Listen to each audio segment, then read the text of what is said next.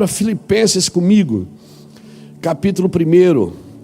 Louvado seja Deus por você que veio, querido. Você que deu o seu nome, que veio. Que o Senhor te guarde, te abençoe.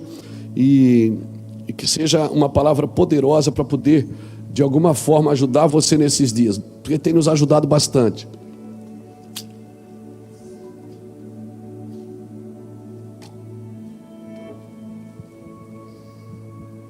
Glória a Jesus. Filipenses capítulo 1. Essa mensagem pegou assim, me pegou por dentro, irmãos. Filipenses capítulo 1.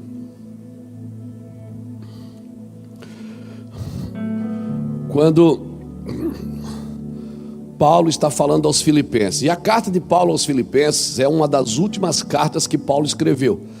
Talvez não seja a última. Acredita-se que a última carta que Paulo escreveu foi de 2 Timóteo, porque é ali que ele diz, né? Combati o bom combate, acabei a carreira, guardei a fé, já o meu corpo está sendo preparado. Então acredita que a última carta que Paulo escreveu é a carta que ele escreveu ao filho Timóteo, né? Ao seu filho na fé, Timóteo, a segunda Timóteo. Mas Filipenses foi uma das últimas cartas. E nas últimas cartas que Paulo escreve, você vai perceber que já está assim nos finais dos dias, né? O seu corpo já está sendo entregue mesmo como libação. E você vai ver muitas vezes em Filipenses Paulo dizendo assim: alegrai-vos comigo no Senhor, regozijai-vos. Outra vez digo, regozijai-vos. Paulo está sempre trazendo ânimo para seus seguidores. Eu estou preso aqui, mas o evangelho está livre, ele diz.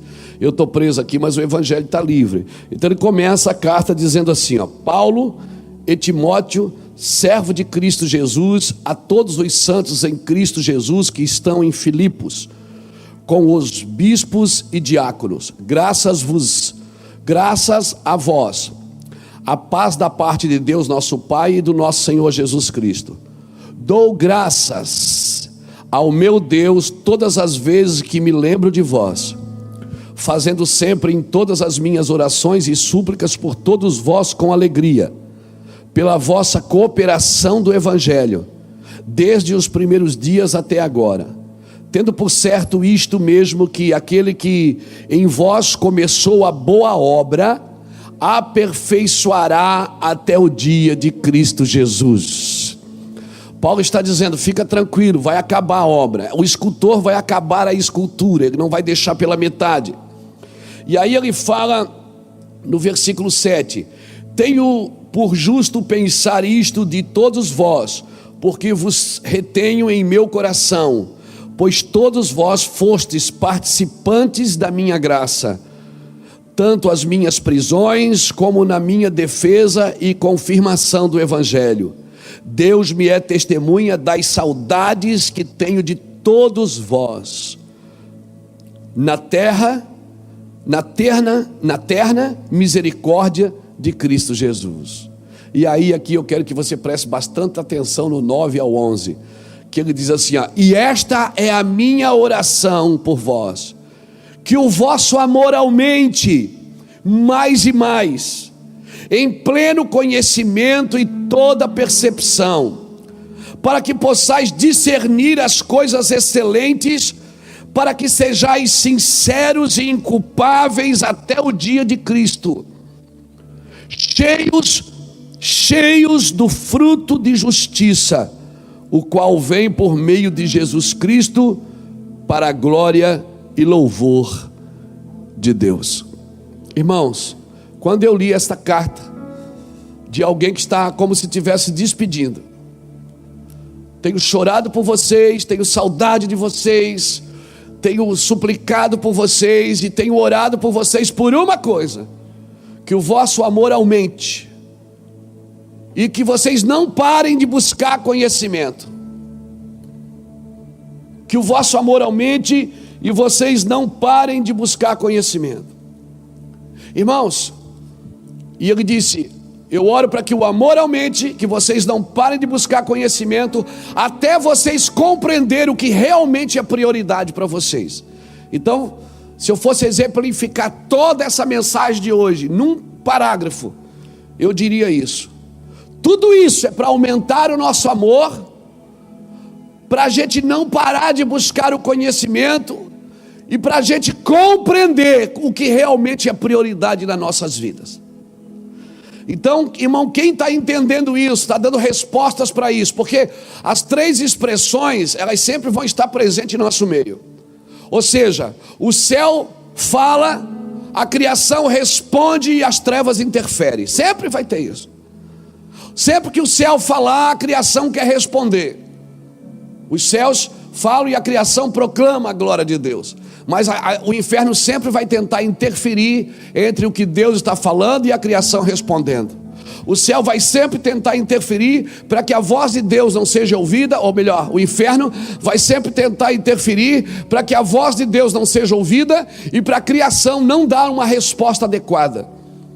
Então é isso, né? Você lembra que Daniel orou e o anjo desceu e disse: olha, desde o primeiro dia que aplicaste teu coração a buscar, né, as tuas orações foram ouvidas, mas houve muito obstáculo, então eu desci para ajudar. Faz 21 dias que eu estou aí lutando para chegar até você.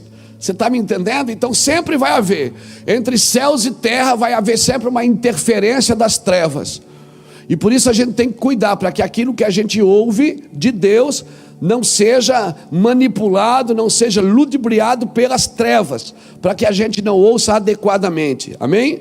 Amém? Então nós não vamos expulsar principado gritando. Amém? Nós não vamos expulsar principados gritando. Gritando você expulsa demônios, não principados. Principados você vence obedecendo. Só tem uma maneira de vencer o principado, é obedecendo. Amém? Você vai ver muitas pessoas, muitas vezes, não, isso não é, a mensagem não é para todos, mas você vai ver muitas pessoas que são usadas por Deus para libertar outras pessoas. Muitas vezes você vai ver elas caindo naquilo que elas trabalham para libertar os outros. Paulo fala isso em 1 Coríntios capítulo 9, versículo 25 e 26, ele diz assim: olha, eu corro não como indeciso, eu bato não como alguém batendo no ar, mas eu subjugo o meu corpo, eu reduzo ele à servidão, para que eu, ensinando aos outros, eu não seja reprovado naquilo que eu estou ensinando. É como se você fosse para a guerra com uma espada na mão, mas na outra mão não tem o escudo. Você vai ver as guerras medievais, sempre tem uma espada e um escudo, uma espada e um escudo. Com a espada você ataca, com o escudo você defende. A espada você ataca, com o escudo você defende. Então você vai ver muitas pessoas que são bons de ataques, mas não são boas de defesa. Algumas se defendem tanto que não conseguem atacar. Então a gente precisa desse equilíbrio nesses dias, irmãos. Então eu vou soltar algumas coisas aqui para a gente começar a falar de como uma igreja pode ser relevante nesses dias, né? Agora, quando o Senhor diz assim: negue-se a si mesmo, tome a sua cruz e siga-me. Meu Deus, irmão, negue-se a si mesmo, tome a sua cruz e siga-me. Você não consegue trazer restauração sem negar a si mesmo.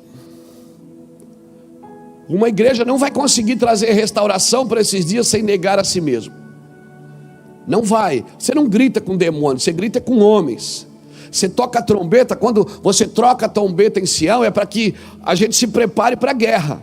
Amém? Se a trombeta não fizer bom sonido, Paulo diz em 1 Coríntios 14, ninguém vai se preparar para a batalha. Então a gente tem que gritar com os homens, gritar com a humanidade. Assim diz o Senhor. Se preparem, se organizem. Obedeça, obedeça mulher, obedeça homem, obedeça maridos, obedeçam filhos, obedeçam pais. Ninguém consegue obedecer sem negar-se a si mesmo. Ninguém, irmão.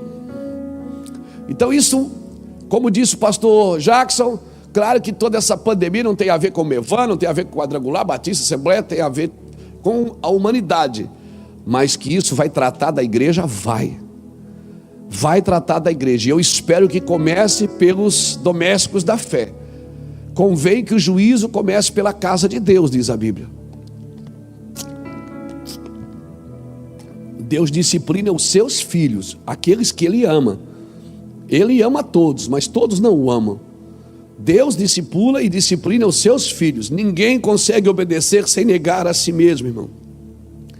E por isso nós vamos ver isso agora pela igreja. É pela igreja que nós falamos aos céus. Deus vai dar respostas para essa pandemia, vai dar pela igreja, irmãos. Se Deus vai dar alguma resposta para essa pandemia, vai dar pela igreja. Nós precisamos estar atentos.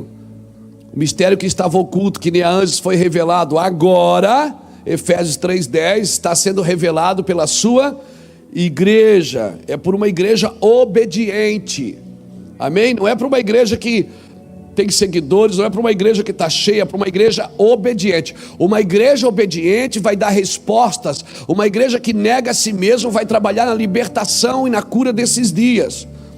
Amém? Nós vamos liberar decretos que estão firmados na cruz. Não são nossas emoções, nem os nossos gritos, mas são nossa obediência que vai ser relevante nesses dias. Amém? Então estenda sua mão para cá.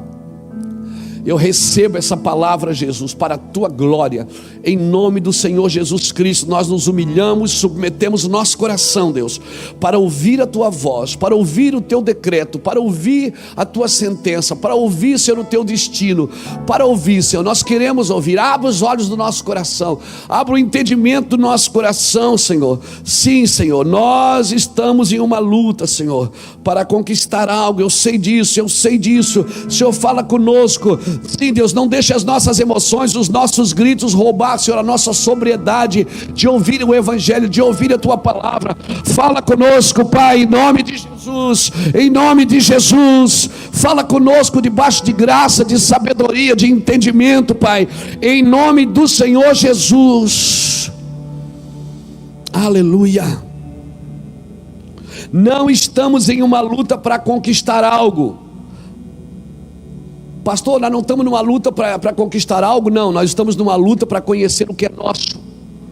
Amém? Nós estamos numa luta de uma clareza para conquistar algo, não. Nós estamos aqui para descobrir o que é nosso, para descobrir o que o Senhor fez a partir da igreja, o que o Senhor deu a partir da igreja. Amém? Essa luta, irmão, ela tem horário marcado. Ela tem armas específicas, ela tem lugares específicos. Nós não podemos lutar com as trevas estando em trevas. Quem luta com as trevas tem que estar em luz, não pode estar em trevas. Nós precisamos reconhecer o que Jesus já venceu na cruz, amém? Precisamos reconhecer isso. Então eu vou repetir, essa luta, ela tem horário marcado, armas específicas, lugares específicos, e nós não podemos entrar numa luta com as trevas estando em trevas. Nós temos que simplesmente estar em luz. Não podemos estar em trevas. Por isso é tão relevante esses dias para a igreja. Deus não te levou para casa para te prender, até porque a tua casa não é uma prisão. Deus te levou para casa para te reacender, te reposicionar. Amém? Para que você se reavalie, onde estão as suas fontes, onde está o seu propósito, qual é o seu destino. Senão você vai passar pela terra, daqui a 20 anos você está velho, está 30, está velho, e você não fez nada para Deus. Você correu atrás das suas coisas, você se distraiu, você perdeu tempo, você viveu, gozou da vida, mas você não curtiu Deus, não curtiu o seu propósito. E sabe o que acontece com quem não vive o seu propósito? Morre frustrado. Sai dessa terra frustrado. Deus está nos realinhando para uma batalha, aleluia. Eu tenho convicção disso, aleluia. E por isso Deus está afunilando as nossas motivações. Quando 2 discípulos em Mateus capítulo 11, versículo 7, foram procurar Jesus e foram dizer para Jesus: olha, João Batista mandou perguntar se é tu mesmo que era o Cristo ou nós devemos esperar outro. Então Jesus começa a falar sobre João, e Jesus diz assim, a primeira pergunta: o que foste ver no deserto? Qual foi a tua motivação de ir no deserto? O que tu foi fazer lá no deserto? O que foste ver lá? Ou seja, vieste aqui fazer o quê? Era isso que João Batista perguntava: o que vocês querem aqui? Vocês estão aqui por causa de vocês, ou porque algo maior do que vocês os incomoda? João Batista diz: o que vocês querem? que vocês querem? Ah, João, nós queremos ser batizados. Só tem um motivo, você só pode ser batizado por um motivo: se você se arrepender e buscar o reino de Deus. João estava dizendo o seguinte: você tem que mudar a mente. Uma das primeiras coisas que Miles Monroe falava era: a primeira coisa que tem que cair na humanidade é a forma escrava de pensar. Por isso que evangelho é arrependei-vos. Arrependei-vos, a palavra arrependimento vem da palavra metanoia, ou seja, mudança de mente. Arrependimento não é só um sentimento, é uma mudança de paradigma, é uma transformação geral, meu irmão. Alguém me perguntou: arrependimento é quando eu confesso? Eu disse: não, você pode confessar e não se arrepender. Arrependimento é quando eu peço perdão? Não, eu posso pedir perdão e não me arrepender. Arrependimento é quando eu não peco mais? Não, eu posso deixar de pecar e não me arrepender. Então o que é arrependimento? Arrependimento não é quando você sai do pecado, é quando o pecado sai de você. É quando o pecado te deixa. Quem tem que mudar de casa é ele, não é você.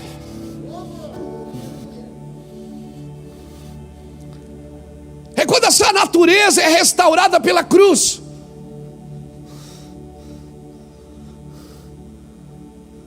É quando você aprendeu a lutar contra os desejos, contra as inseguranças, contra as tentações.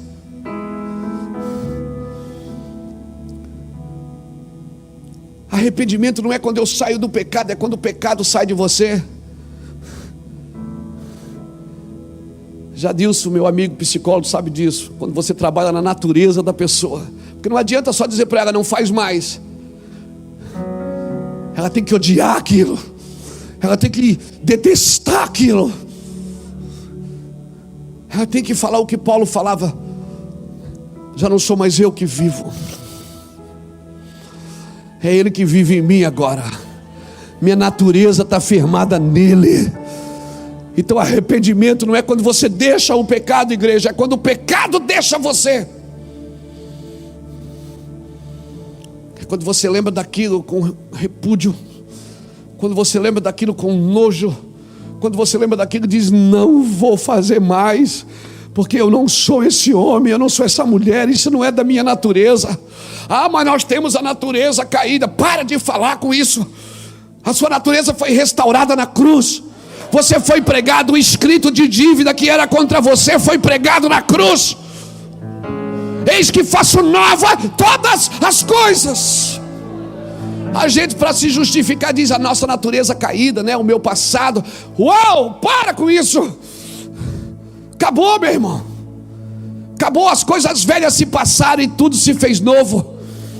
A natureza está sendo restaurada. Claro que a confissão contribui, claro que o perdão contribui, claro que o deixar contribui, mas arrependimento mesmo é quando você olha para dentro e a casa já não está mais vazia. Tem um valente aqui dentro que quando chega o outro valente não consegue mais entrar na casa, porque a casa agora está repleta da glória de Deus. Ei, alguém está aqui comigo? De máscara ou sem máscara, dá glória a Deus aí, meu amigo. Glória a Jesus.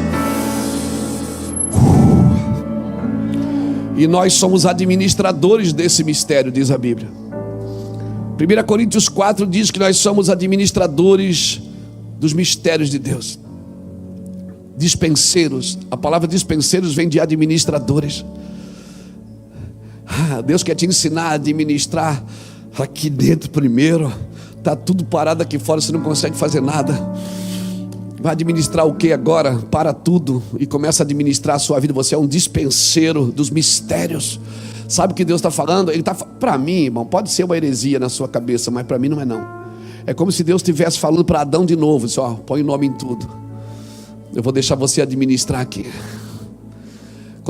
Quando Paulo te chama de dispenseiro dos mistérios de Deus, 1 Coríntios 4:1, ele está dizendo assim: você administra as revelações, administra os dons, administra o sobrenatural. Meu Deus, que responsa! Você acha que é pouca coisa? É por isso que eu e você temos que estar puros, genuínos, autênticos, para poder administrar o que é de Deus, porque não é nosso. Eu sou só amigo do noivo.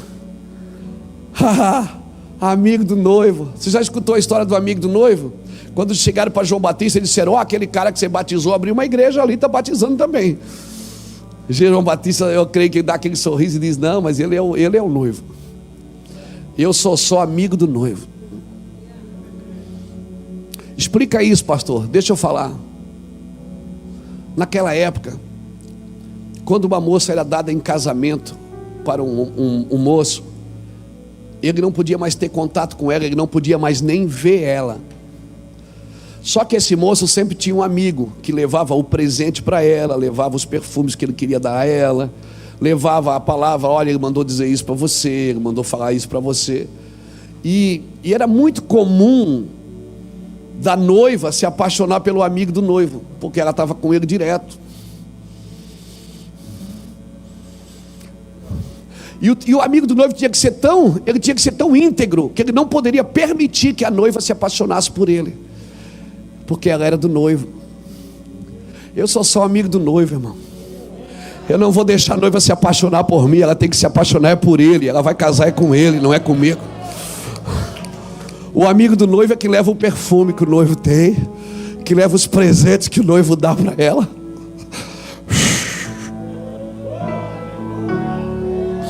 O amigo do noivo é que vai lá dizer: o noivo mandou dizer isso para você. O noivo está apaixonado por você. Olha, ele queria te ver agora, mas ainda não é o dia. O amigo do noivo não pode permitir, se ele tem caráter, ele não pode permitir que a noiva ame mais ele do que o noivo. Então, quando João Batista disse: eu sou só o amigo do noivo, ele estava dizendo o seguinte: ela não tem que se apaixonar por mim. Eu estou pronto a perder a cabeça para que ela se case. Eu estou aqui só para trazer o recado. Eu estou aqui só como testemunha. E eu vim testemunhar para que aconteça de novo. Essa é a conotação da palavra testemunha. Testemunhar é falar para que aconteça de novo. Então a gente vem aqui toda semana falar a mesma coisa, 10 anos, 20 anos falando a mesma coisa, porque a gente espera que toda semana aconteça de novo. Quando você perceber que a noiva está mais apaixonada por você do que por ele, para tudo, porque a noiva é do noivo.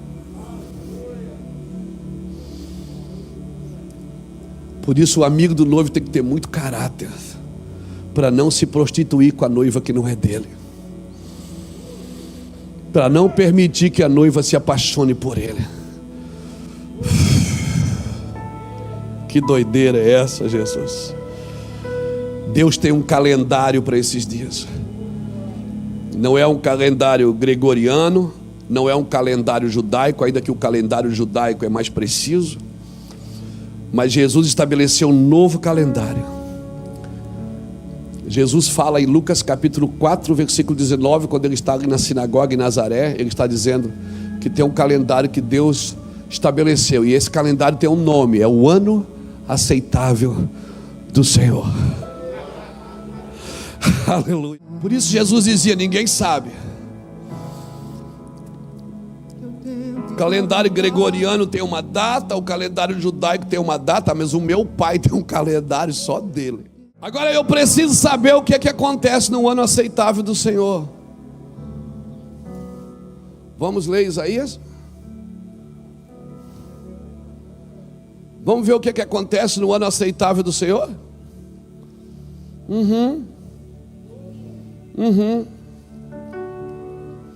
Pega aí no seu espírito. No ano aceitável do Senhor acontece uma coisa: o Espírito do Senhor veio.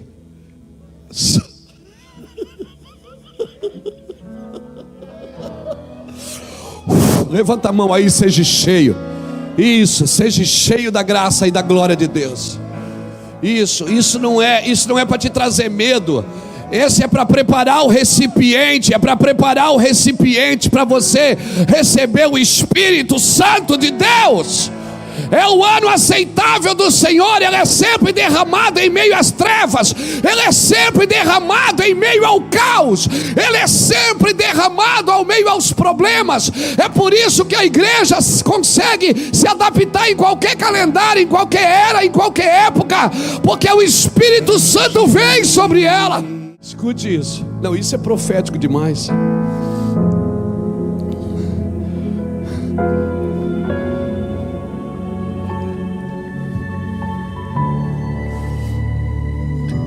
Está acontecendo uns negócios estranhos comigo. Eu fazia o esboço para pregar, agora eu prego e depois é que eu faço o esboço. É um negócio doido, Jacques. É verdade. Às vezes eu abro a live assim, 12 horas, 5 para meio-dia, 11h55. Eu digo, Deus, o que eu vou falar agora? Ele diz, vamos conversar. E depois que acaba a live eu vou escrever, fazer o esboço. Porque quando o Espírito Santo ele vem, que você entra no calendário de Deus, no ano aceitável do Senhor, nem tudo que você fez até aqui, Grátis, vai valer a pena.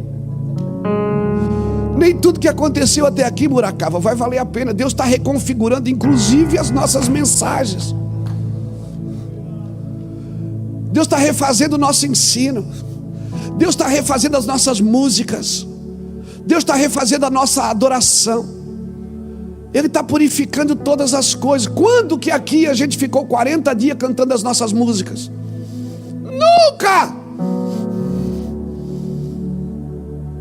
É como se Deus estivesse dizendo assim, por que vocês não valorizam um pouco a simplicidade que eu dei para vocês? Por que vocês não valorizam um pouco as coisas que eu dei para vocês? Você está sempre procurando uma coisa que brilha. Brilhe a vossa luz diante dos homens. Você está sempre procurando algo brilhoso. Brilhe você. Brilhe a vossa luz. A luz que eu acendi no seu espírito. A luz que eu clareei dentro de você. Provérbios 20:27. O espírito do homem é a lâmpada do Senhor. Ela enquadrinha o mais íntimo do ser. Por que você não brilha diante dos homens? Você para de procurar um lugar que está brilhando. Brilha você aí. O ano aceitável do Senhor. Eu preciso, olha o que acontece no calendário de Deus. O Espírito do Senhor está sobre mim, porque o Senhor me ungiu para pregar as boas novas aos pobres. Enviou-me a restaurar os contritos de coração, a proclamar liberdade aos cativos, abertura de prisão aos presos, a pregoar o ano aceitável do Senhor e o dia da vingança do nosso Deus, a consolar os tristes. Ordenou acerca dos tristes de Sião que se dê ornamento por cinza, óleo de alegria por tristeza, veste de louvor por espírito angustiado.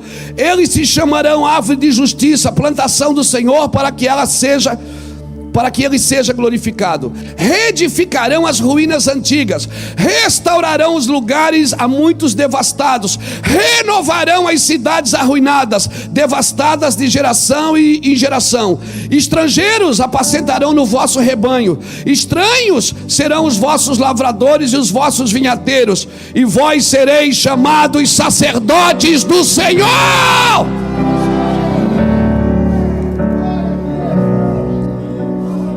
Vocês serão chamados meus sacerdotes. Eu vou trazer vocês para a ideia original.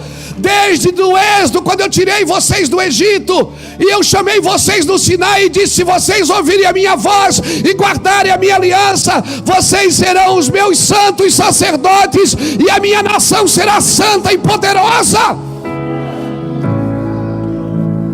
Nós só estamos voltando para casa. Só estamos voltando para a ideia original da igreja. Uau, uau, uau. E para isso o Senhor está calibrando os nossos instrumentos, para calibrar nossas bússolas. O Senhor está calibrando os nossos instrumentos, e Ele vai calibrar também a nossa bússola, para a gente não se perder no caminho de volta. Amém?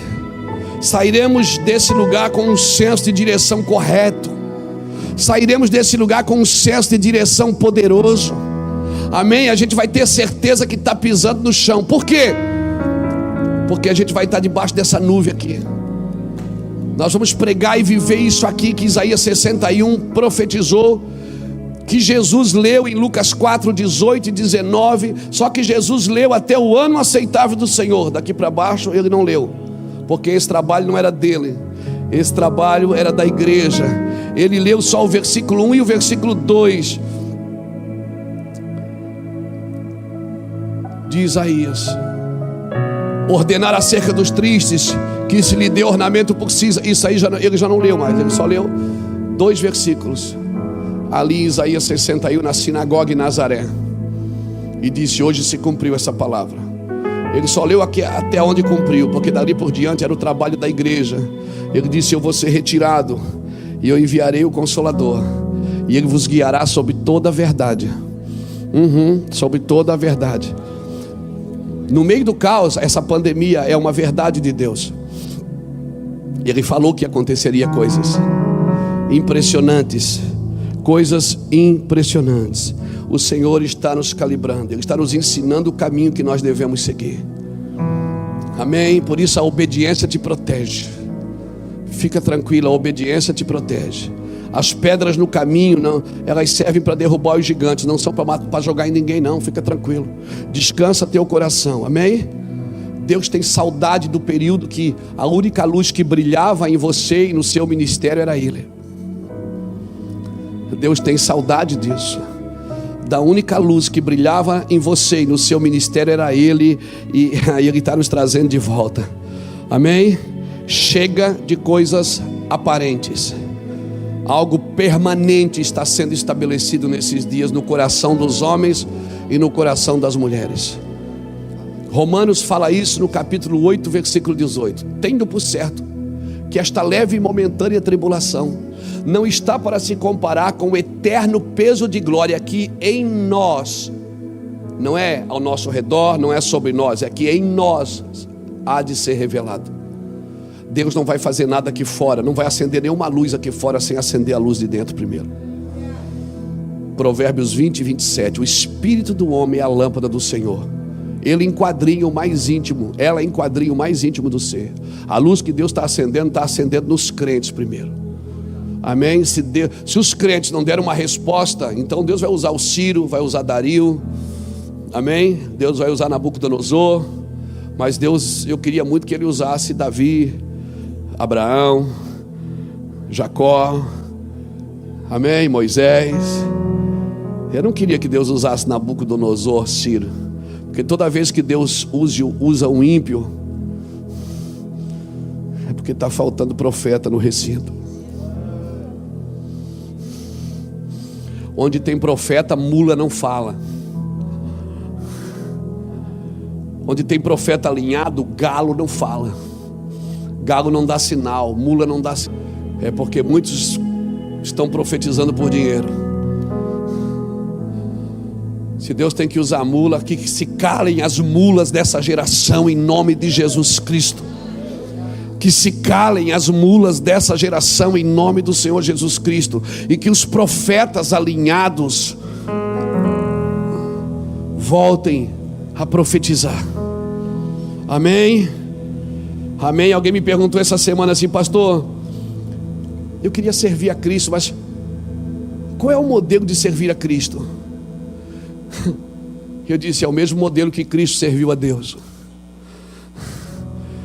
Como é que o filho serviu o pai? É o mesmo modelo, cara. Sempre dizendo: Pai, seja feita a tua vontade, não a minha. Pai, é isso que tem que fazer? Ok, eu vou fazer isso. E eu não vou tocar na sua glória. O reino é seu, não é meu. É o reino dos céus, não o reino dos seus.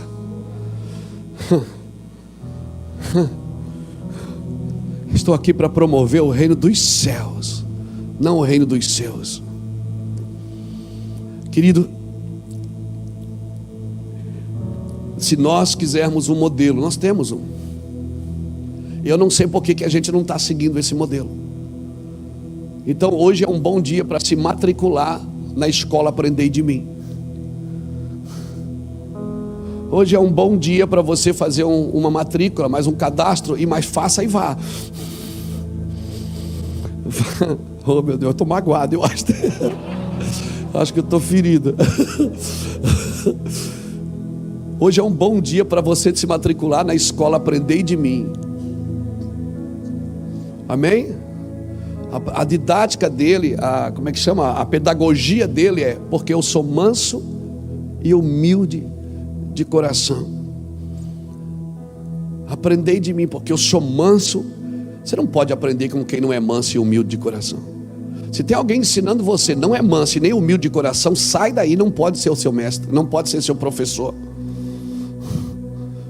É impossível alguém aprender com Deus e ser arrogante e prepotente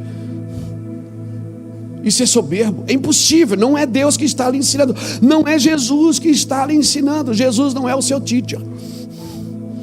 Te mete comigo para você ver se eu não falo inglês. Jesus não é o seu mestre. Quanto mais você aprende dele, mais um nada você se sente.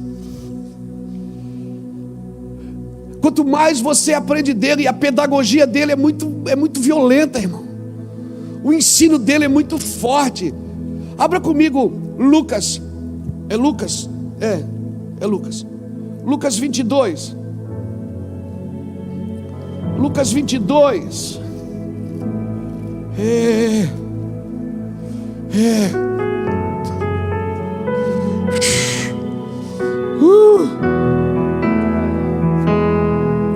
Lucas 22, olha o ensino de Jesus. Lucas 22, 24 diz assim: houve também, Lucas 22, 24, houve também entre eles uma forte discussão sobre qual deles parecia ser o maior. Quem é que vai mandar aqui? A pergunta era: quem é que manda nessa jonça aqui? Disse-lhe Jesus. Aí foi perguntar para Jesus: Senhor, quem é o maior? E a mãe colaborando, né? A mãe de Tiago e João ia dizer: Senhor, meus filhos são uma bênção, não incomoda. Quando chegar quando o Senhor for governar, bota um na direita, outro na esquerda, deixa eles ser teus conselheiros. Esse menino bom. Jesus está certo. Lucas era tão bom, João era tão bom que quando passou em Samaria, em Lucas 9, não quiseram receber Jesus. Ele disse: quer comando fogo e queima esses crentes tudo aí? Jesus disse: João, de que espírito sois? Você nem sabe o espírito que está dentro de você, João. Eu não vim para matar ninguém, eu não vim para destruir ninguém, eu vim para salvar o homem. De que espírito sois? Havia uma discussão entre eles: quem manda é eu. E eles cutucavam a mãe: mãe, intercede, vai lá. A mãe era beata, e ela ia lá na frente de Jesus: Jesus, meus filhos são uma bênção, deixa eles sentar na esquerda, na direita. Jesus disse: gente, vocês não estão entendendo. Aí Jesus começa a ensinar quem é que manda. Ele diz assim: os reis e os gentios dominam sobre eles. Os reis dos gentios dominam sobre eles. Os que exercem autoridade sobre eles são chamados benfeitores. Mas vós não sereis assim. Essa é a pedagogia de Jesus. Se matricule hoje, igreja. Mas vós não sereis assim. Pelo contrário, o maior entre vós seja como o menor. E quem governa seja como quem serve. Irmãos, eu não sou salvo pelas obras, mas eu sou salvo para as obras. A evidência para mim que uma pessoa foi salva é o desejo que ela tem de servir. Porque se ela não tem desejo de servir, ela não está salva. Como assim? Eu não fui salvo pelas obras? Você não foi salvo pelas obras, mas você foi salvo para as obras. E se você não quer entrar nas obras, você não foi salvo ainda, porque a evidência que você foi salvo é o desejo, a paixão que você tem de salvar os outros. Se você não tem paixão de salvar, você não foi salvo. Se você não tem vontade de salvar, você não foi salvo. Não, mas eu sirvo. E se o seu serviço só vê o seu umbigo, você também não foi salvo. Esse é o modelo. Esse é o modelo. Olha o que ele diz ainda. Versículo 27. Pois qual é o maior? Quem está à mesa ou quem serve? Não é quem está à mesa, Eu, porém, entre vós sou aquele que serve. Eu sou o garçom, ele disse. Eu sou o garçom. Vós sois o que tendes permanecido comigo nas minhas tentações. Assim como meu pai me confiou um reino, eu confio a vós. Irmão, o que Deus te confiou foi um reino, não foi uma cadeira. Não foi uma cadeira de autoritarismo, não foi uma cadeira de prepotência, não foi uma cadeira de orgulho, não foi uma cadeira de trabalho. Foi um reino. Deus te deu o reino. Eu confio a vocês o reino. E se você andar nesse lugar, sempre servindo, sempre contribuindo, sempre promovendo os outros, o meu trabalho é promover outros. Se eu estou promovendo os outros, eu fui salvo. Se eu uso o evangelho para me promover, eu não fui salvo. A evidência é que eu não estou salvo. Não tem como. Porque a evidência de um salvo é querer salvar. A paixão de um salvo é querer salvar. Amém? Aleluia. Então ele diz assim, versículo 30: para que comais e bebais a minha mesa no meu reino, e vos assenteis sobre os tronos para julgar as 12 tribos de Israel. Querido, alguém consegue se gloriar na cruz quando está morto? Não, é justamente Jesus que quer te levar para lá. Amém? Nós não fomos chamados assim. O entendimento que eu preciso ter não é o entendimento de fazer, é o entendimento de representar. Eu estou representando bem? Amém? Porque o dia que eu entendo isso aqui, irmão, acabou. As pessoas podem roubar o que eu tenho, mas nunca roubarão o que eu entendi. É por isso que um cara era levado para a arena e os leões comiam ele, e ele ficava cantando aleluia, glória a Deus. Porque pode roubar, pode matar a carne, mas nunca tirarão o seu entendimento. Aquilo que você entendeu no espírito acabou, ninguém mais consegue tirar de você. Por isso que matavam um crente na arena, nascia 20 no outro dia. Essa pandemia é o cenário perfeito para você iluminar. É o cenário perfeito. Irmãos, eu não preciso sentir todos os dias o que eu já sei. Eu já sei, eu preciso trabalhar por aquilo que eu sei, por aquilo que Deus selou no meu espírito. Amém? Nos dias de Jesus, todos foram curados? Não, mas todos foram amados. Todos foram amados. E todos foram recebidos com calor, com carinho, com amor. Todos. Louvado seja Deus. Querido, a presença de Deus, ela sempre vai superabundar onde tem renúncia, onde você é convidado para segurar as coisas de mão aberta, aonde você aprendeu a abrir mão. Ontem eu estava vendo uma live no Mevan Academy com o pastor Juscelio e o pastor Davi, e eles falavam uma coisa muito linda, e eu creio nisso, e é isso que eu vivo, e é isso que eu ensino. Porque para cada coisa que você abre mão, que você renuncia, Deus te leva para um nível diferente. Você vai olhando para a vida de Abraão, Deus vai dizendo: em ti serão benditas quantas famílias? Quantas famílias seriam benditas? Todas as famílias da terra. Aí, mas você percebe que Abraão teve que abrir mão da família dele para nele todas as famílias serem benditas.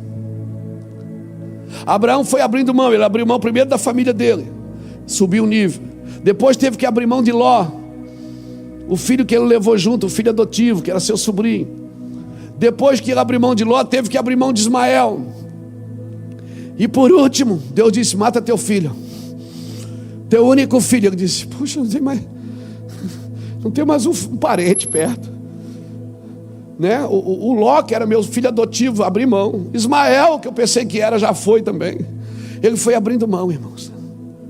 E quando ele pega o cutelo, o Senhor diz: chega, pronto, não precisa mais nada, acabou a prova. Para cada renúncia que ele fazia, que colocava em risco a sua descendência ou a sua família, para cada renúncia que ele tinha, Deus acrescentava mais uma família na terra. Só vai ser bendita todas as famílias da terra. Então, enquanto eu e você como igreja não aprender a renunciar, os cenários, irmãos, eles são perfeitos para nos doutrinar. Agora, como que eu vou reagir ao cenário é que define quem eu estou ouvindo. Uau, eu vou repetir, isso é muito sério. Como eu vou reagir ao cenário define quem eu estou ouvindo. Exemplo: Quando eles chegaram em Jericó, lembra quando Josué chegou em Jericó? Quem já cantou na escola dominical, vem com Josué lutar em Jericó.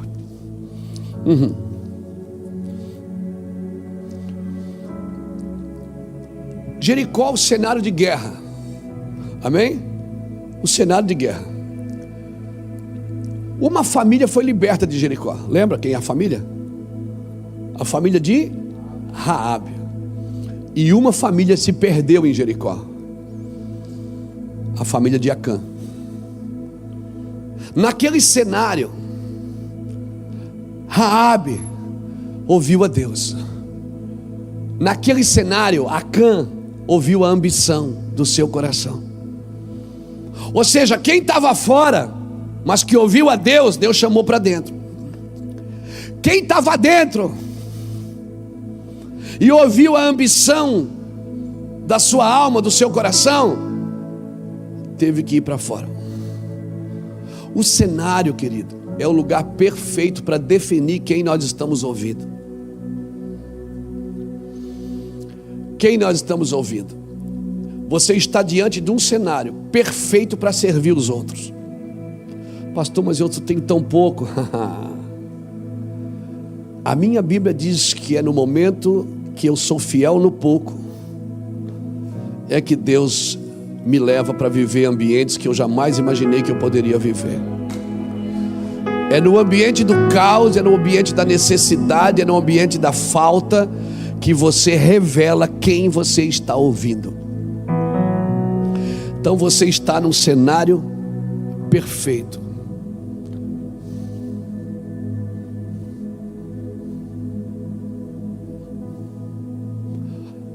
Semana retrasada, um jovem do Brasil, Alessandro Vilas Boas, menino que canta, precioso, amigo nosso, me ligou, disse: pastor, faz uma live comigo, eu preciso muito que a minha geração, eu sou pastor, ele é pastor de 3 igrejas, 28 anos, eu tenho igreja aqui no Rio, São Paulo e acho que é Juiz de Fora, se eu não me engano, é Juiz de Fora, é em Minas, porque eu quero muito que a minha geração ouça os irmãos mais velhos.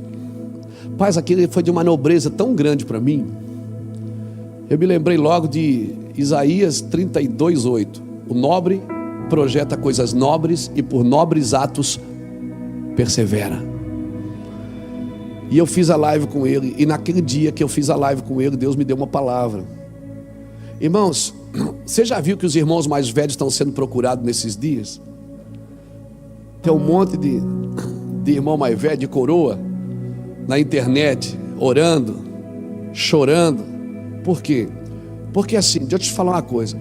Muitos jovens pregadores, jovem ministro, a quem eu respeito e considero, eles romperam na internet. Nós temos jovens na internet com 6 milhões, 5 milhões, 3 milhões, 3 milhões de seguidores. Eles romperam, eles entraram num cenário que para a gente era desconhecido, para os irmãos mais velhos, é ou não é? Os irmãos mais velhos, para telefonar para alguém já era uma luta, né? A gente, para mexer num computador que não sabia, tinha que ter uma crise de humildade, chamar o filho: vem cá, meu filho, como é que aperta ali? E ele falava assim, ó: pai não sabe. Eu digo: não. Tuc, plum, abri a tela. Eu digo: como é que você fez isso? Então eles romperam na internet. Eles romperam, levar a igreja para a internet, levar a igreja para as redes sociais. A gente aqui é uma anomalia. Essa igreja está na internet desde 2011, porque em 2009 Deus nos deu um sonho, e nós pegamos todo o dinheiro que a gente não tinha e investiu em internet. Levamos 2 anos e meio para pagar. Tivemos que fazer a reforma nesse forro. Talvez você não saiba, mas esse forro é acústico, não sai o som para fora. Nós temos equipamento de som aqui que toca 3 igrejas desse tamanho. Se a gente for para uma igreja 3 vezes maior do que essa, a gente só precisa comprar caixa de som, mais nada. Porque a gente se equipou isso em 2009, 2010. Veio um técnico de som para cá, 30 dias. Eu quase vendi um rim, vendi um pivô para pagar ele. 2 anos e meio pagando, né, Jacques? Louvado seja Deus. Foi luta aqui. Lembra disso, Gladys? Era uma luta toda. Mas na primeira reunião todo mundo ficou: internet, Ninguém vai para a internet e todo mundo de Deus falando comigo em casa. Aí até que alguns disseram, não pastor, estamos juntos, vamos gastar dinheiro. Glória a Deus. Isso vai comprometer o salário, não tem problema. Isso vai comprometer, não tem problema. Vamos lá, Deus está falando, está falando. O Lapa olhou para mim e disse, Deus falou contigo mesmo? Ele falou. Tá bom, eu vou fazer porque tu falaste que Deus falou. Eu digo, tá bom, lá, pode fazer. Lapa é radical ao, né, irmão? E ele disse, mas ele sempre foi muito fiel à palavra de Deus na minha vida, sempre. Isso, toda vez que eu digo assim, Lapa, Deus falou comigo, ele disse, opa, então vamos, deixa que eu faço, vou atrás. Vamos correr atrás disso. Todo mundo aqui, quando eu digo Deus falou, falou. Quando Deus não falou, e quando eu digo Deus falou, que não foi Deus que falou, eu me arrebento. Aí eu disse, Deus não foi o Senhor que falou. Ele disse, a sua alma que está com vontade de fazer as coisas, calma. E aí eu peço perdão, irmãos, perdão, eu achei que foi Deus que falou. E tem que ser humilde para reconhecer. Chamar a liderança e dizer, irmãos, perdão, eu me empolguei. E todo mundo, amém, pastor, estamos juntos. Amém.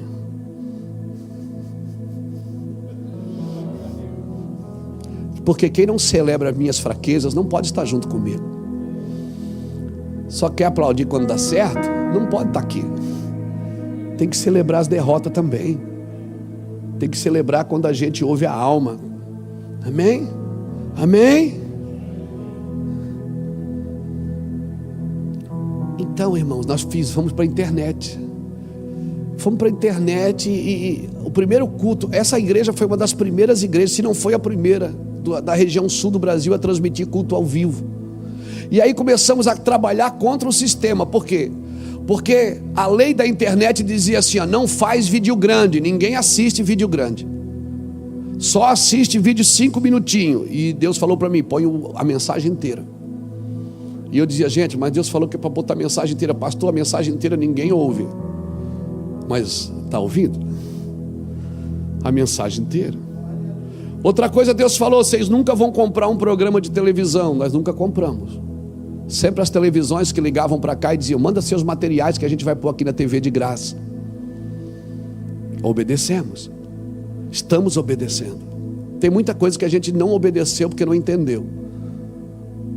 Porque não parou. E porque não entendeu? Porque não parou para ouvir. Estava distraído fazendo a obra de Deus. E aí, fomos para a internet. Tem domingo agora tinha 11 mil, 10 mil pessoas assistindo pela internet. E tinha 60 pessoas aqui dentro. As pessoas estão assistindo. Será que Deus preparou a gente para esse momento? Eu não sei, eu quero acreditar que sim. Pô, mas foi em 2007, 2009, faz 11 anos. 11 anos tentando entender se era isso mesmo. Você fica imaginando, Deus falou com Noé, constrói um navio. Você imagina todo dia por 100 anos. Será que não chegou ali no 60º ano? Lá no ano 60, será que Noé não olhava assim para os filhos? Oh meu Deus, que luta. Será que Deus falou mesmo? Tem hora que até você duvida que Deus falou com você. Até o dia que choveu. E no dia que chove, você tem certeza que foi Deus que falou. E hoje, irmão, a gente continua fazendo culto. Eu faço uma live de manhã com 11 mil pessoas. Fizemos culto aqui agora. Pessoas assistindo. Quantas pessoas tem assistindo aí na internet? Dá uma olhada aí. 6 mil pessoas? É isso? 6 mil computadores ligados. Isso vezes 3, 18 mil. Que é a base. E nós estamos aqui de máscara. Doido para dar um abraço e um beijo. E tem pelo menos 15 a 18 mil pessoas assistindo. Será que Deus já não estava preparando a gente, irmãos? Então eu venho aqui hoje dizer, Deus está falando com a igreja. E fique tranquilo que depois dessa reunião eu não vou chamar a minha equipe para dizer, eu acho que não foi Deus, porque eu tenho certeza que foi. Eu tenho certeza que Deus está falando conosco aqui, irmãos. Então os jovens, eles foram para a internet, eles romperam e começaram a carregar a gente juntos. Não é? Nós temos meninos aqui que são ninja, irmão. Verdade, são espadachins, são ninjas. No computador é uma loucura. Eles sabem tudo. Eles sabem de que as pessoas que nos assistem, quantos anos ela tem, qual é a faixa etária de idade que nos acompanha, o que é que eles mais buscam na internet. O Mevan Academy fez uma pesquisa, descobriu tudo. Me assustei. O que a pessoa gosta, o time que ela torce, Fluminense, tudo, descobriu tudo delas. A idade delas, o que é que elas mais queriam ouvir da gente, qual é a maior necessidade, qual é a fome delas, qual é a busca delas. Então a gente está se preparando.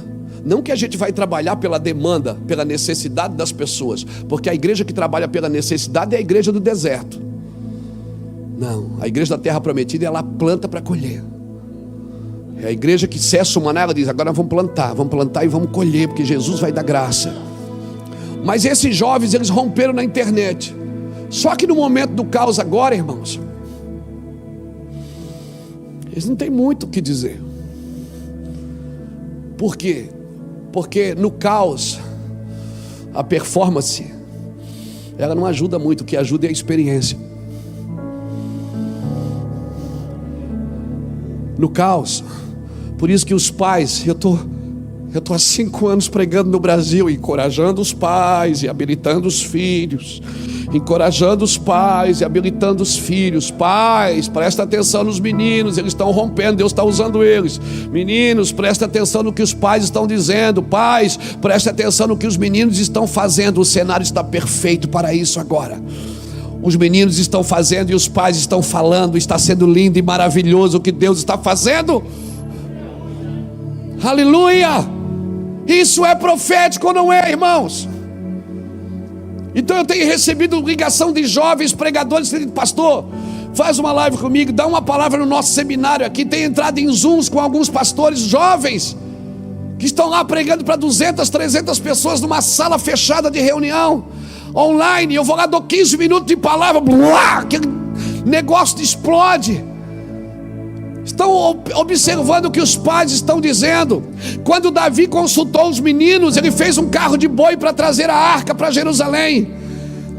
E deu no que deu, Uzá morreu. Mas quando ele foi para Jerusalém, para a cidade de Davi, ele começou a perguntar: como trarei a minha arca do Senhor? Aí a Bíblia diz que Davi consultou os anciões, os levitas. Então os levitas disseram: Davi, está escrito que só os levitas podem carregar a arca. Davi disse: é isso. Então eu fiz errado? Fez, Davi. Você fez a coisa certa, mas fez a coisa certa do jeito errado. Deus está permitindo que a gente se reorganize, fazer a coisa certa do jeito certo. Se a Bíblia é pai e filho trabalhando junto, nós também podemos trabalhar em pai e filhos trabalhando juntos, no meio do caos, no meio da necessidade, no meio dessa pandemia do inferno.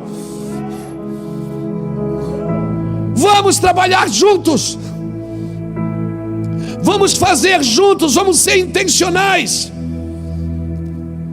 E agora, eu tenho ainda alguns minutos, eu quero pregar sobre a igreja relevante para esses dias. É verdade, agora que eu cheguei no meu esboço. Como a igreja deve ser relevante nesses dias? O que ela precisa fazer, ser e fazer nestes dias. Primeiro, a igreja não pode mais pregar o evangelho sem convicção de pecado.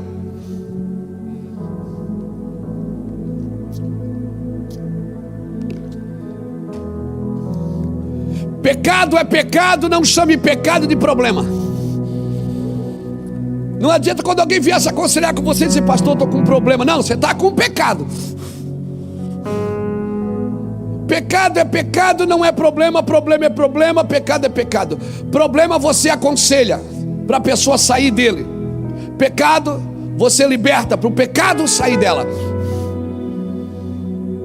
Amém? A gente sempre disse que Jesus quer tirar as pessoas do pecado. Na realidade, Jesus quer tirar o pecado das pessoas. Porque o corruptível não pode herdar com o incorruptível. Jesus quer tirar o pecado das pessoas. Então, nós não podemos mais pregar um evangelho sem convicção de pecado. E Paulo, quando ensina aos filipenses, ele diz: olha, a minha oração é que o vosso amor aumente, transborde, e vocês continuem a crescer. Ou seja, vocês não parem de crescer. Porque se o pastor, mas eu estou com muito amor no meu coração. Querido, se o amor aumentou no coração, o desejo pelo conhecimento também tem que aumentar. Porque se não aumentou o desejo pelo conhecimento, é porque não aumentou o amor. Amém? Eu não conheço para amar, eu amo para conhecer. Então, que o vosso amor aumente, transborde. Segundo, que vocês continuem a crescer em conhecimento e discernimento. Terceiro, para vocês compreender o que verdadeiramente importa, para que vocês vivam de modo puro, sem culpa, até o dia de Cristo voltar, e que vocês sejam cheios sempre cheios de fruto de justiça, que vem por meio da vida de Cristo em vocês. Então, o primeiro cone que eu colocaria nessa estrada aqui é: nós não podemos mais pregar o evangelho sem convicção de pecado. Nós precisamos ser claros: querido, eu te amo, mas isso que você está fazendo é pecado. E no modelo de Cristo, eu amo o pecador e abomino o pecado. No modelo de Cristo, essa deve ser a minha postura. Amém, irmãos? Irmãos, o amor é a condição para o conhecimento. Uma pessoa que só busca o conhecimento sem o amor, ela vai se envaidecer. 1 Coríntios fala disso. 1 Coríntios capítulo 8, versículo 1 diz que a ciência incha, que o amor, que o conhecimento envaidece, mas o amor edifica. Então tudo que eu tenho, tudo que eu faço, tudo que eu busco, toda a minha capacidade, ela tem que estar firmada em amor.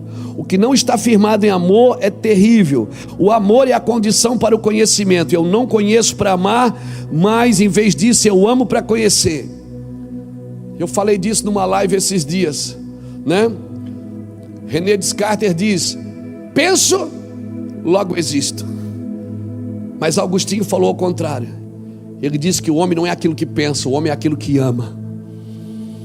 E eu acredito no que Agostinho disse, porque ele foi bíblico. O homem é aquilo que ama, porque a Bíblia diz que o conhecimento sem amor, ele envaidece. O conhecimento sem amor envaidece. Eu até botei uma frase na internet, virou meme. Botei assim: amo, logo existo. O René Descartes deu uma boa ideia para mim. Vamos lá, querido.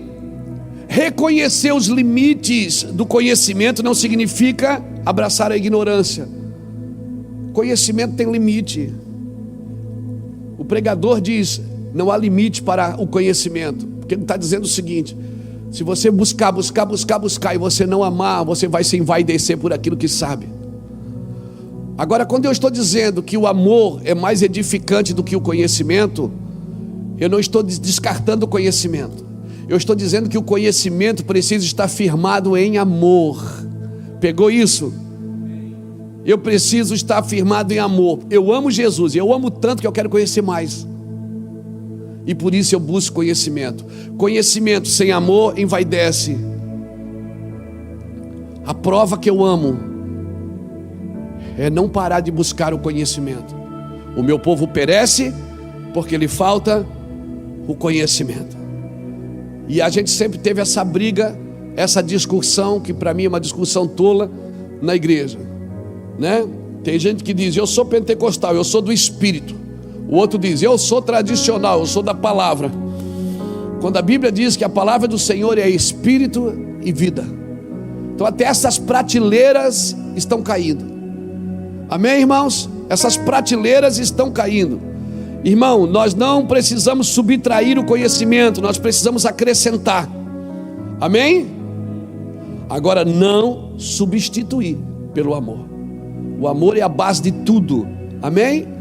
Por isso eu acredito que está escrito em Provérbios 20, 27, está escrito que o espírito do homem é a lâmpada do Senhor, ele enquadrinha o mais íntimo do ser. Ou seja, o meu espírito, quando eu recebo Deus, Jesus, o Espírito Santo habita, ele vem e acende uma luz dentro de mim. O propósito dessa luz no meu espírito é enquadrinhar, ou seja, colocar em ordem os meus sentimentos, minhas emoções, os sentidos da minha alma e as quedas, ou seja, as fraquezas da minha carne, do meu corpo. Deus não se manifesta na sua alma, Deus se manifesta no seu espírito. Isso não significa que eu não posso pular, dançar, cantar. Eu faço isso porque eu sou e eu gosto disso. Agora, isso não substitui a luz que Deus acende no meu espírito.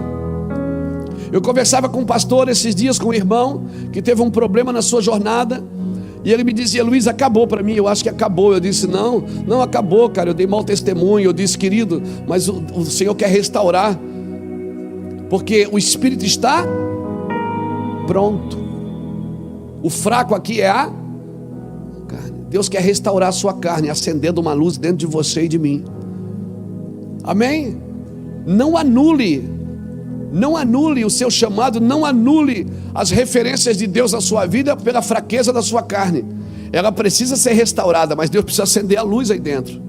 A igreja já tentou fazer isso por fora.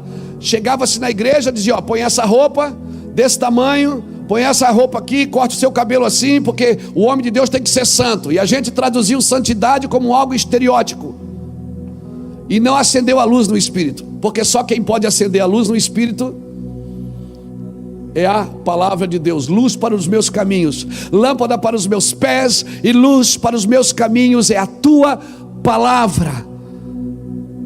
Então, quando eu aceito Jesus, o Espírito vem e ele faz o que? Ele acende o meu espírito e prova que o meu espírito está aceso. É o desejo que eu tenho de conhecer as Escrituras, o desejo que eu tenho de conhecer a Bíblia, de conhecer sobre Deus, sobre o Espírito, sobre Cristo, sobre a unção, sobre o milagre, sobre os dons.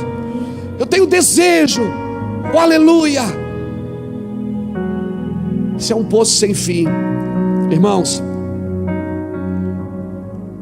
Eu aprendi uma coisa com o Espírito Santo, com um homem de Deus, que eu quero ensinar a você. Nunca passe pela Bíblia correndo, porque ela é muito mais profunda do que extensa.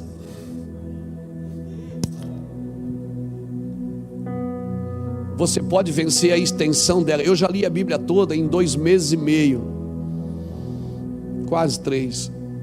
Eu venci ela, na sua extensão eu venci ela em 3 meses. Mas na sua profundidade, ainda com a minha vida toda, eu não vou conseguir. Não vou conseguir. Você está me entendendo? Por isso que João diz: se o que Jesus disse e fez fosse escrito nos livros, não caberia em todos os livros dessa terra. Sabe o que é que João está dizendo? É impossível chegar no fim.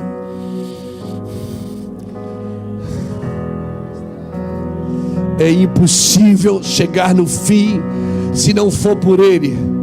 Por isso Ele é o alfa e o ômega. Sem Ele no começo eu não alcanço o fim nunca. Alguém pode pegar a sua biblona assim, levantar ela e deixa eu profetizar na sua vida. Não passe pelas Escrituras correndo. Leia, medite e aprenda e ensine e mergulhe. Sim, você vai viver uma vida, talvez 60, 70, 80, 90, não sei quantos anos você vai viver, mas ainda com a sua vida inteira você não vai chegar na profundidade dela. Você nunca vai chegar no fim. Por isso, não subestime uma revelação do Espírito de Deus. Você pode ter vencido ela na sua extensão, mas você nunca vai vencê-la na sua profundidade. Oh, meu Deus! Aleluia! Eu vou falar uma coisa para você. E aí é Luiz Hermínio que está dizendo: você julga. Sabe qual é o nosso problema? Primeiro, eu acho que a gente tem 2 problemas. Se eu acho que eu também tenho esse problema, claro que tem. Ah, tem. Você vai identificá-lo agora. A gente tem 2 problemas como cristãos. Primeiro, é tentar ensinar sobre Deus sem ter uma experiência profunda com Ele. tanta gente querendo ensinar sobre Deus, mas não tem uma experiência profunda com Ele. Esse é o nosso primeiro problema. E o segundo problema, pastor, é ter uma experiência profunda com Ele e tentar traduzir isso em palavras.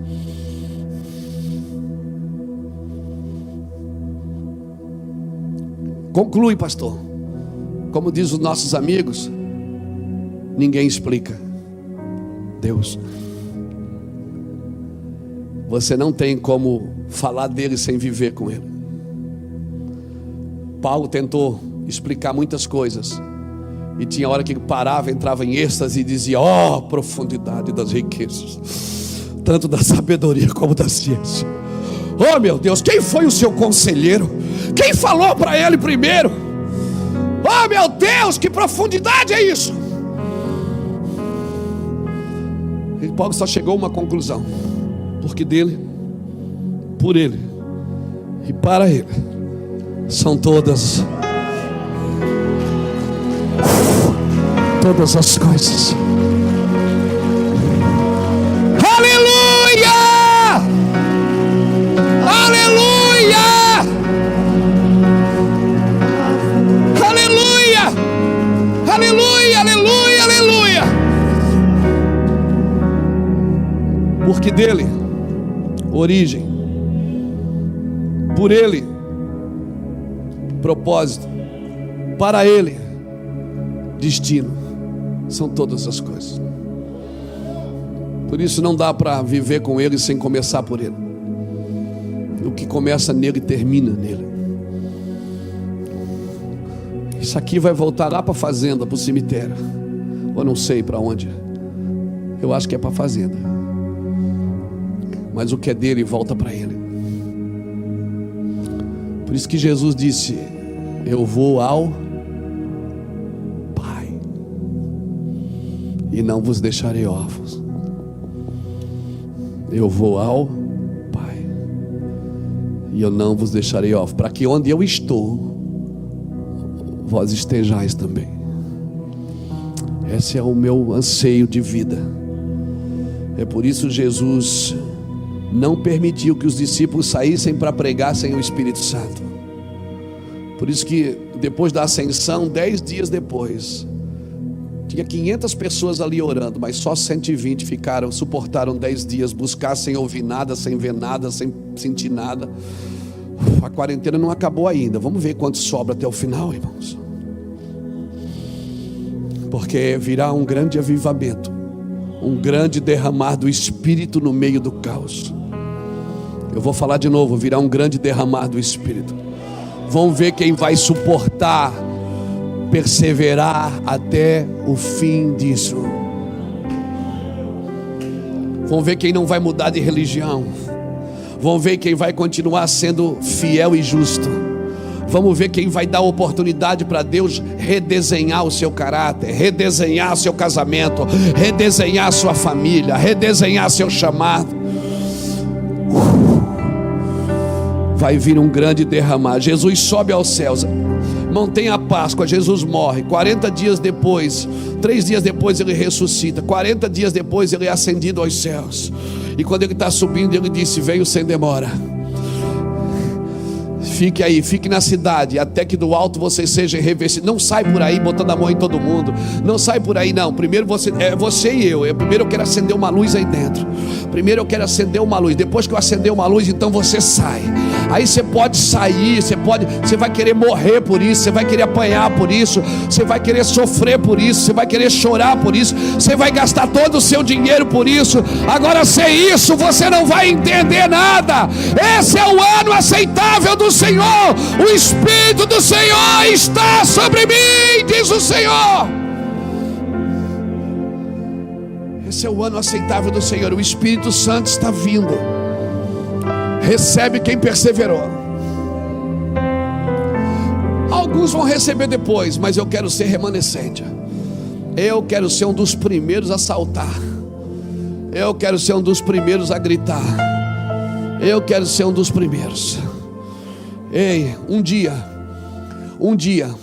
homens se reuniram para construir uma coisa que chegasse aos céus, e Deus teve que confundir as suas línguas. Porque não se toca o céu, não é da terra para o céu, sempre foi do céu para a terra. Venha o teu reino, seja feita a tua vontade, assim na terra como no céu. Babel construiu a partir da terra para o céu, mas Jesus construiu do céu para a terra. Naquele dia em Pentecostes, está chegando, é maio, Pentecoste. Está vindo os dias de Pentecoste aí, gente. No calendário judaico, para mim é o mais preciso. Está chegando, está chegando. Shecataralabaraia. É agora. Essa Páscoa já foi diferente. A gente comeu o cordeiro em casa em família, né? A gente já comeu o cordeiro em casa, como nas origens, não é? O Egito se matando e nós comendo o cordeiro em casa. Quem sabe Deus não tem algo preparado para o dia de Pentecostes, hein? Hoje é dia 2 de maio. Falta quantos dias? 8? Falta só 7. É dia 9 de maio. No calendário judaico é o dia de Pentecostes. Meu Deus, que profético. Chega a esfriar a espinha. Quem sabe Deus não tem algo preparado aí. Mas se não for é porque não é o calendário judaico, nem o gregoriano, é o calendário do Senhor, é o ano aceitável do Senhor. Amém? Vocês olham para o céu e sabem que falta 4 meses para a colheita. Jesus diz: eu vos digo, os campos já estão brancos. Porque os sinais, eles nunca vão... A palavra nunca vai acompanhar o sinal, é o sinal que acompanha a palavra. Quando Deus bota o sinal, Ele está dizendo o seguinte: ó, eu estou sinalizando para vocês me ouvirem. Ele disse: até agora foi o sinal da colheita que seguiu vocês, mas agora é a minha palavra. Vocês dizem que falta 4 meses, eu estou dizendo que é agora. Eu estou dizendo que é agora. É 28 de maio, né? O dia de Pentecoste. Eu estou dizendo que é agora, Jesus está dizendo. O Senhor Deus acendeu uma sarça no deserto. Era para Moisés olhar para a sarça? Não, ele queria falar com Moisés. Então os sinais sempre é para atrair você para ouvir. Os sinais seguem a palavra, os sinais seguirão os que crerem. Todo sinal na terra, seja ele de bom ou de mal, ele aponta para uma voz. Sempre que Deus vai falar, Ele prepara a geração para ver primeiro. Deus chama... Oh, uau, que forte isso, Jesus. Obrigado. Jeremias, eu acho que é o capítulo 18, fala da casa do oleiro. Jeremias disse assim, ó: então veio em mim a palavra do Senhor e disse: desce à casa do oleiro e eu falarei contigo. Quando Jeremias desce, Deus não falou, ele viu. Ele diz assim: então eu vi a obra que o oleiro fazia sobre as rodas, e eu vi quando o vaso quebrou na mão dele, e ele refez o vaso, e eu fiquei olhando para aquilo. Então veio em mim a palavra do Senhor. O que é que veio primeiro, a palavra ou o sinal? O sinal sempre vem antes, para apontar para a palavra. Quando a palavra vem, o sinal apaga, não precisa mais do sinal. E a palavra vem para quê? Para apontar você para o destino. Quando você entra no destino, o sinal volta. Aí os sinais seguirão aqueles que creram na palavra. Mas tem coisas que Deus mostra, sinaliza, para atrair você para ouvir. Você ouve, corresponde, os sinais te seguirão. Pegou isso? É prático. Isso é prática de vida cristã. Então em Babel, a confusão das línguas foi para separar. Mas em Pentecoste, as línguas estranhas foram para unir. Porque tinha pelo menos 17 nações em Jerusalém naquele dia, e todas entenderam segundo o seu idioma. Porque quando é Deus que derrama, todo mundo entende no seu idioma. O pentecostal vai entender, o tradicional vai entender, o espiritual vai entender, o católico vai entender, o evangélico vai entender, todo mundo vai entender no seu idioma. Porque quando Deus faz, Ele faz e derrama, cada um ouviu no seu idioma. Amém, querido? Segundo ponto que eu acho que a igreja, ela precisa se organizar para esses dias. A igreja precisa pregar o evangelho profético. Ela precisa pregar o evangelho, né? Lembra da primeira palavra? Era o quê? A igreja não pode mais pregar o evangelho sem convicção de pecado. E agora, segundo, a igreja precisa pregar o evangelho profético, porque o cenário que a igreja promove é um cenário eterno, não momentâneo. Eu uso a Bíblia para falar da volta de Cristo, do cenário eterno. Jackson falou aqui, Amós 3,7, que Deus não faz nada sem revelar aos seus santos, os profetas. Aos seus santos, os profetas. Antes de ser profeta, precisa ser santo. E se Deus não está falando algumas coisas, é porque ou Deus não falou mesmo, ou Deus falou e a gente não entendeu. Então a igreja precisa trabalhar o cenário profético. Pastor, o senhor está do lado do quem? Do Jair Bolsonaro ou do Moro? Eu estou do lado da Bíblia, da justiça de Deus que é aplicada, seja em quem for, seja no cenário que for. Eu não espero da esquerda e não espero da direita, eu espero do alto. Da onde me virá o socorro? Meu socorro vem do Senhor que fez os céus e a terra. Nós promovemos um cenário profético. É claro que o nosso estilo de vida como cristão é mais direita do que esquerda, até por causa das ideologias que são aplicadas, mas a nossa base de vida é a Bíblia, que promove um cenário eterno, não um cenário momentâneo. Reis caem e reis levantam, mas a palavra do Senhor permanece para sempre. Terceiro ponto que eu acho, a igreja precisa se reposicionar no seu chamado em servir. Precisamos viver a vida da igreja e o serviço da igreja. Eu vou terminar em 15 minutos, irmão. Não, 12 minutos.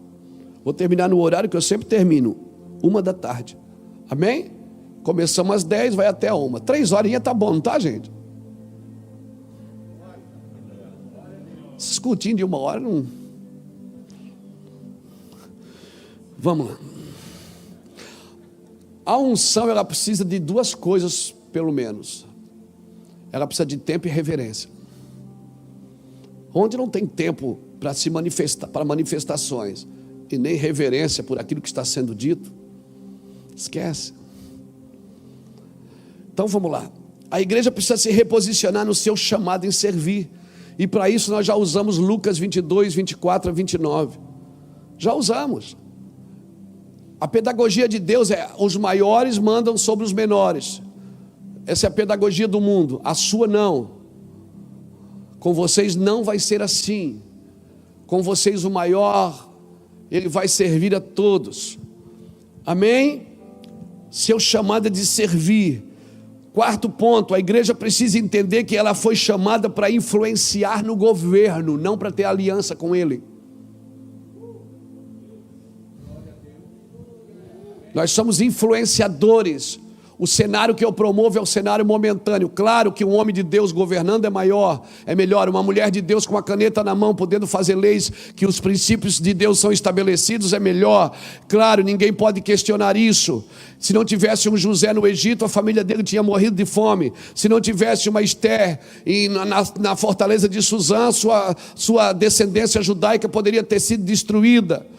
Claro, a gente entende isso, ok, vamos manter influência, mas nós não podemos ter alianças. A nossa aliança é promover um cenário profético, amém?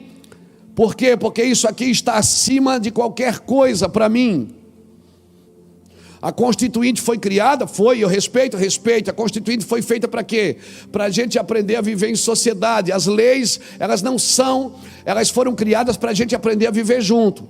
Agora, uma lei legal pode estar contra uma lei moral. A lei de Deus é moral e não legal. Vai ter uma hora que você vai ter que escolher entre a lei legal e a lei moral. Se daqui a pouco uma mulher poder fazer um aborto e isso for legal, ela poder entrar no hospital e dizer: eu quero tirar essa criança que está aqui dentro, está me incomodando, e isso for legal, ela vai ter respaldo da lei para fazer isso, mas diante de Deus ainda é imoral.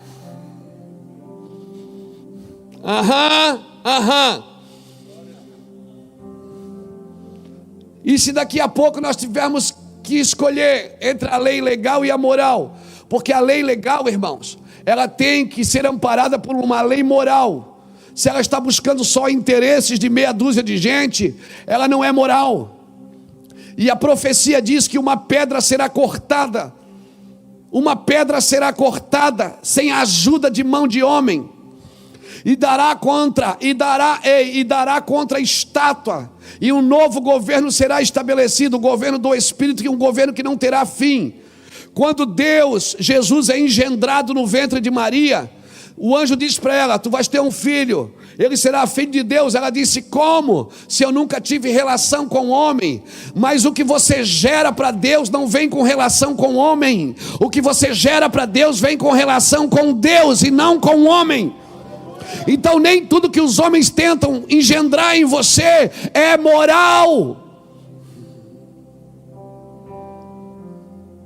Então por isso a igreja, ela está acima.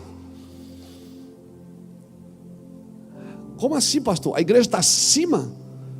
Na lei moral, sim. E se ela não está dando bom testemunho, então ela está abaixo. E aí a lei legal pode lutar contra ela. E tem respaldo bíblico para isso. Porque quando Israel não obedecia a Deus, Deus levantou Nabucodonosor para subjugar Israel.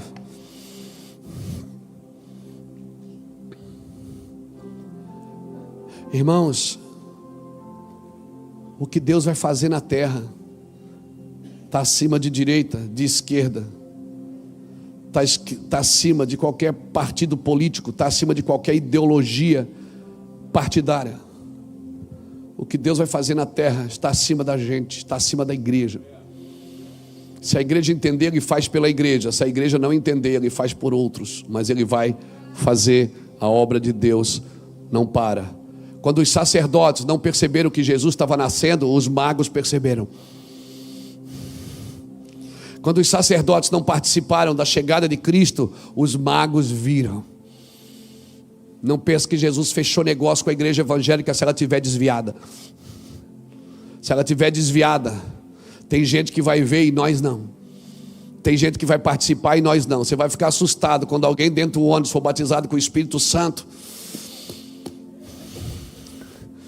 E você ali, crente, que já leu a Bíblia tantas vezes, que dá o dízimo, dizer: eu não sinto mais a presença de Deus. Não fique assustado quando Deus usar o ímpio, e vai usar de uma forma que isso pode chegar até nos envergonhar. Puxa, eu estou aqui e não sei que o Messias nasceu. Eu estou aqui e não sei que o Messias está chegando. Eu estou aqui e não sei que o Messias está vindo. E esse irmão aqui usa droga. Ele não é. Ele é. Ele não é aquele cara adúltero. Esse cara não tem 10, 20 mulheres. É esse aí. Mas o que é que Deus fez? Deus encheu ele do Espírito Santo. Ele está consertando a vida dele.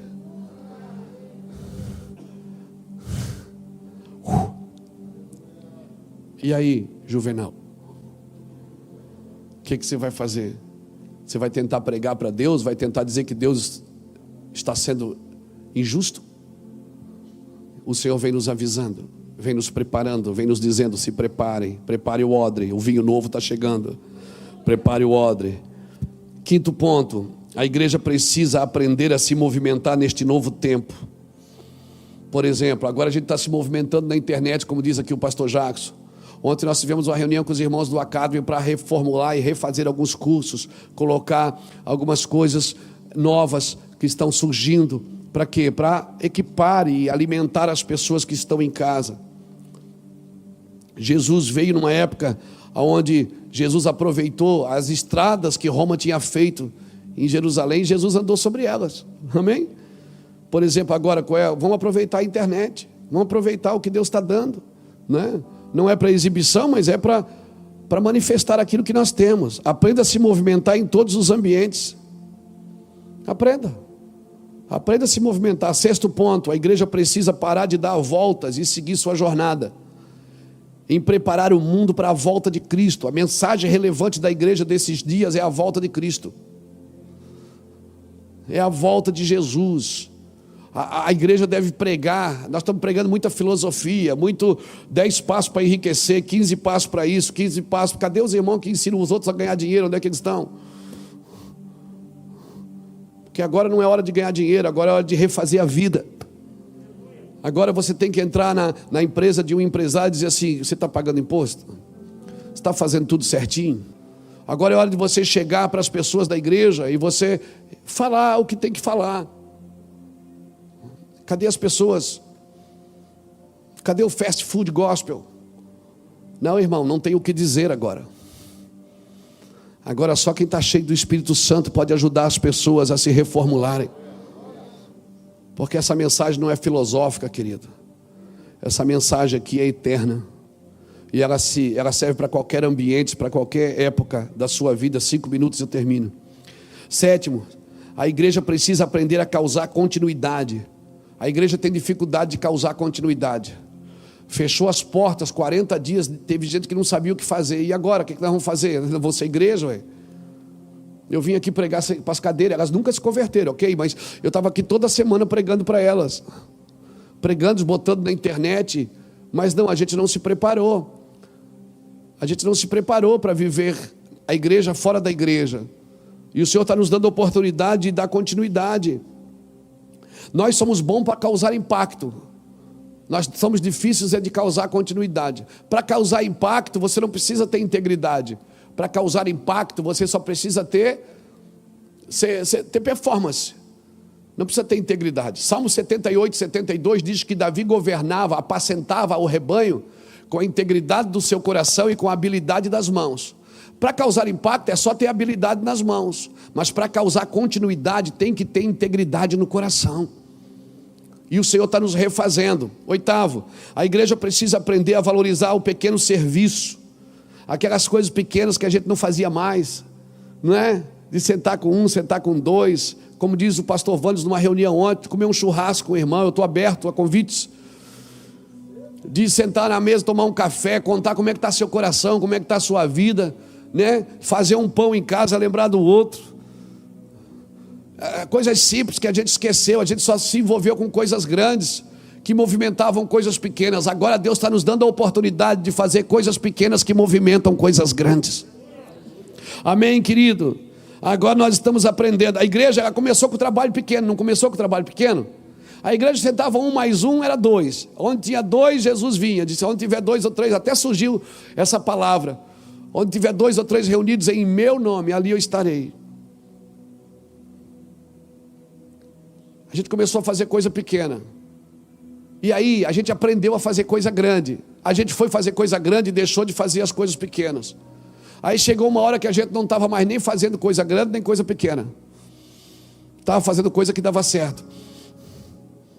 Aí agora Deus está nos refazendo, está nos dando a oportunidade de fazer coisas pequenas de novo. Coisas simples. Essa semana lá em casa eu brinquei com Samuel com a arminha de água. 2 contra 1. 2 homens, né? Os meninos sempre ganham. Arminha de água, brincando. Uma mesinha de sinuca lá em casa que ele tem, pequenininha, jogamos na sala e estava lá brincando. Quebra-cabeça de 3.000 peças. Esse eu não ajudei não, que eu não consigo fazer essas coisas assim, que ficar preso ali. Ele levou 21 dias, ele e Iraci, mais alguns voluntários, que lá em casa, de vez em quando ia um. Em 21 dias ele montou o quebra-cabeça 3.000 peças. Agora quer comprar um de 5.000. Eu disse: meu filho, vamos esperar outra pandemia. Essa agora não tem, essa agora não. Essa agora nós vamos ficar nesse aí mesmo. Coisas pequenas como torrar o pão. Quem já torrou o pão em casa que sobrou? Eu sou da época que a gente comprava pão de ontem na padaria. Quem já foi na padaria comprar pão de ontem? Morreu? Eu sou da época que você enfiava prego no pé e não pegava tétano. Amarrava uma cebola. Eu sou da época do piolho. A mãe vinha com a lata de Neucídio, só ouvia tlec, tlec, tlec, tlec, tlec, tlec. E nunca fiquei desidratado. O Neucídio nunca deu, como é que dá aquele... intoxicação do Neucídio. Neucídio nunca intoxicou ninguém lá em casa. Eu sou da época, é verdade, irmão, que a gente cortava com medo de ir no médico da ponta, botava banha e apertava assim, amarrava, 3 dias depois estava colado. Pó de café, isso, pó de café, glória a Deus. Eu sou dessa época, irmão, que você jogava de quichute, e a mãe já dizia, tira o quichute lá fora, catingava, tinha que pendurar na árvore, e a gente estourava o dedo no futebol, não é? Quem já estourou o dedo jogando futebol?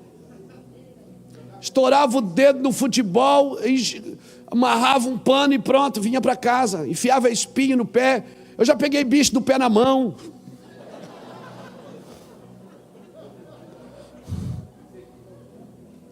É verdade. Então assim, a gente aprendeu a ver essas coisas simples, vai contar para os nossos filhos, o que é isso, bicho de pé?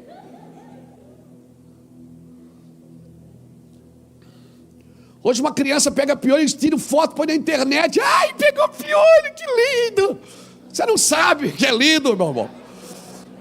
Você é doido para jogar bola e a avó puxava você, vem cá, tem que te limpar a cabeça. Ficava ali. E a minha avó era engraçada, sabe por quê? Deixa eu contar isso para vocês. Ô pecado, Jesus, eu já fui liberto. Mas o meu avô chegava da feira e ele dava o dinheiro para minha avó. A minha avó tinha um avental e tinha um bolso. Aí ela botava o dinheiro dentro do bolso da feira, né? Eles marcavam aquela coisa que vendia na caderneta. Quem já comprou na caderneta? Quem pagou? Não fala. Esquece.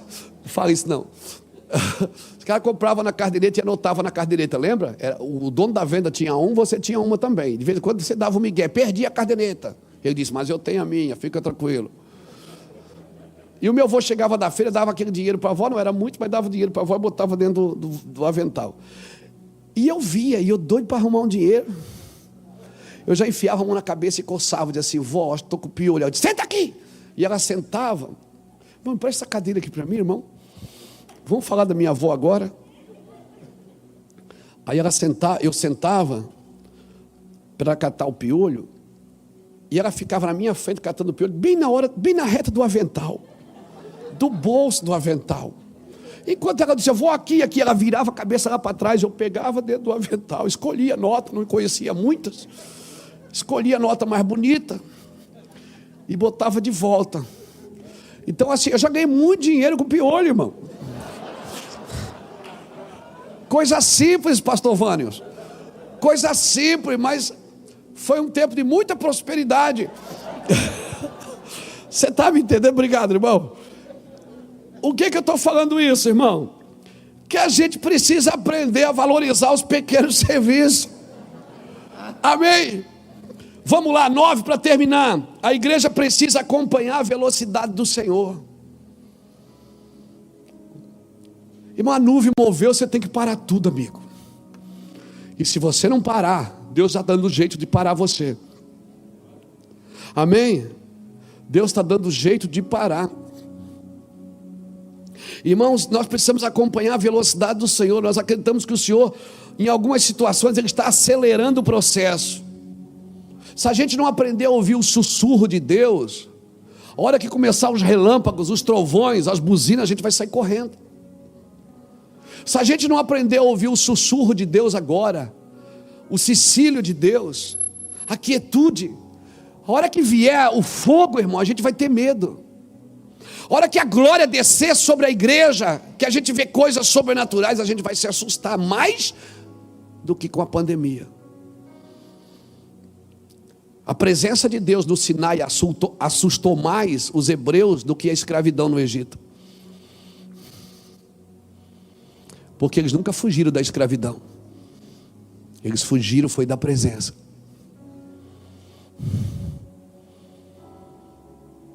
Se a gente não aprender a ouvir o cicílio de Deus, o sussurro de Deus no nosso coração, quando a glória descer sobre essa nação, nós vamos ter medo de lidar, de interagir com ela. Eu estou preparando seu coração para isso, querido. Vai acontecer. Você pode crer nisso, pode escrever isso. Jacques, escreve isso para mim.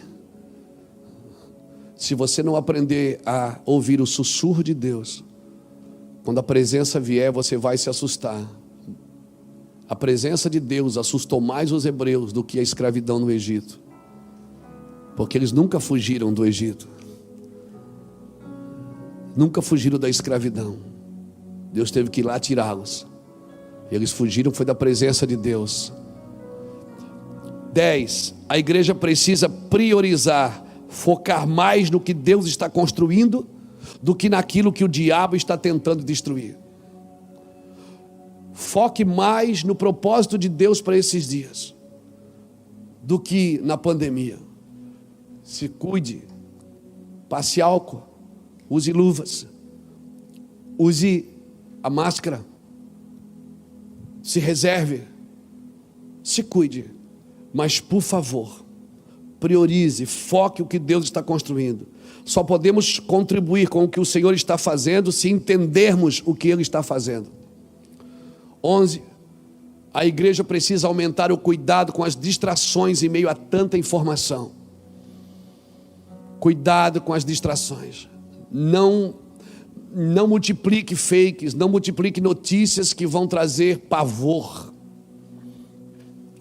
Quando a notícia ruim bater nas suas redes sociais, repreenda. Abra sua boca e declare.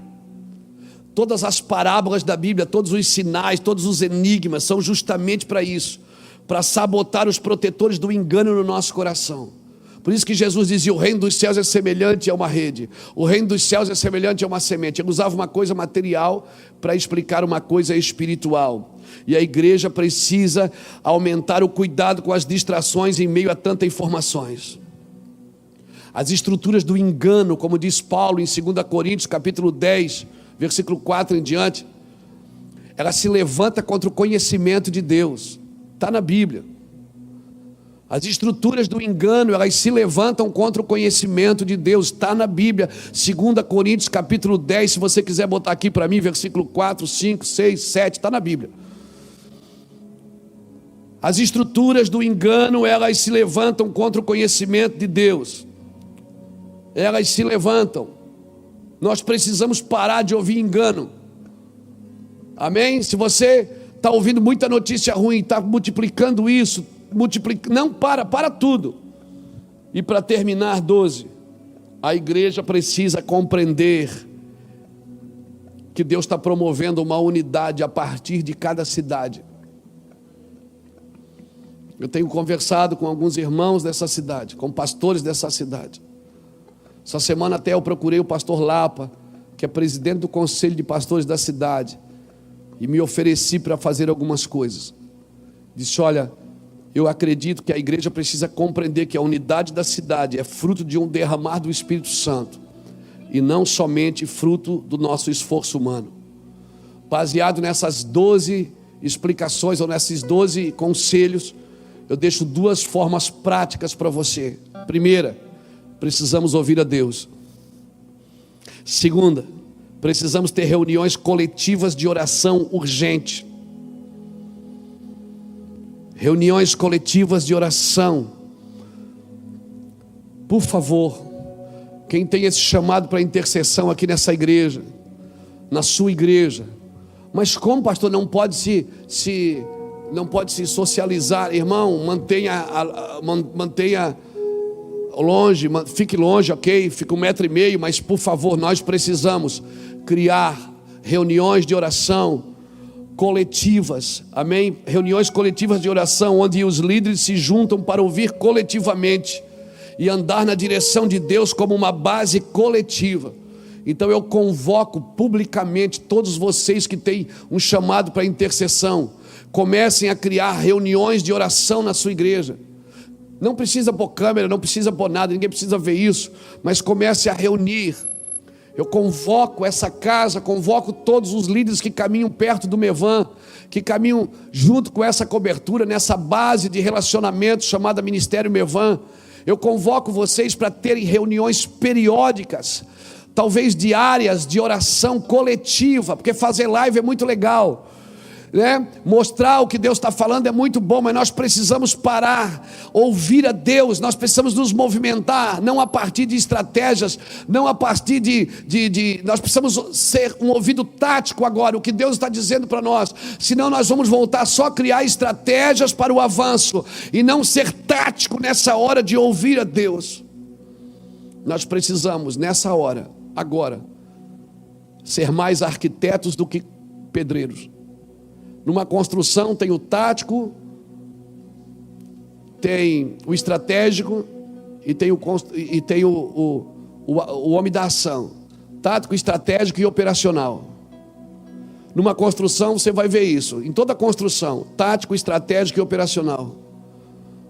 O tático é aquele que diz o que fazer. O estratégico diz como fazer. E o operacional faz. Numa construção nós temos o arquiteto que faz o desenho, o construtor que elabora a forma de fazer o desenho, e o pedreiro que faz o que está desenhado. Então nós precisamos reunir a nossa vida em reuniões de oração periódicas. Comece na sua igreja uma reunião de oração periódica. A gente tinha uma aqui e parou. Por que parou? Parou por quê? Parou porque essas coisas elas precisam ser vistas como prioridades. Não pode ser vista, vou lá orar. Não, ela tem que ser vista como prioridades. Se não pararmos para orar, não vamos ouvir a Deus. E essas orações são coletivas. Convoco líderes para criar reuniões de orações coletivas na igreja. Comece você, comece sua família, comece seus pastores. Vocês não querem um avivamento, vocês não querem um derramar, vamos fazer o que Jesus ensinou aos discípulos. Ele disse: olha, fique na cidade, se juntem, até que do alto você seja revestido de poder. Vamos fazer isso. Vamos ter reuniões de orações periódicas. Amém, irmãos? Para ouvir a Deus. Então eu deixo esses 2 conselhos práticos e peço para você, fica de pé comigo, para a gente terminar.